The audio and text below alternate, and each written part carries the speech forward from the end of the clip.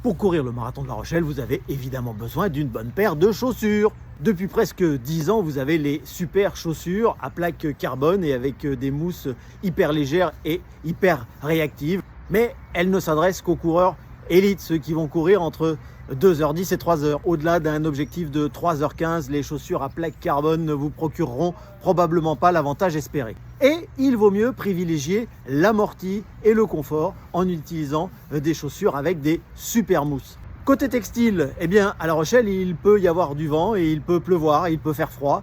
Donc, il ne faut pas hésiter à se couvrir le haut du corps et en particulier les bras. Et puis, il faut s'équiper d'un chrono ou d'un GPS pour vérifier qu'on est à la bonne allure. Et même, si possible, d'un cardio-fréquence-mètre, par exemple au poignet, pour vérifier qu'on est à la bonne fréquence cardiaque. Et puis vous êtes de plus en plus nombreux à emmener votre téléphone avec vous pendant le marathon. Ça vous permet par exemple de faire des photos pour ensuite partager sur vos réseaux sociaux. Et puis vous êtes aussi de plus en plus nombreux à porter des écouteurs pour écouter de la musique pendant la course. Alors, concernant le ravitaillement, vous allez par exemple utiliser de simples gels que vous allez mettre dans une ceinture porte-gel. Vous pouvez aussi utiliser des gourdes que vous mettrez dans un petit camelback. Mais attention, il faut avoir absolument testé votre équipement avant pour éviter les frottements et les brûlures en course. Une règle d'or, jamais d'improvisation le jour de la course.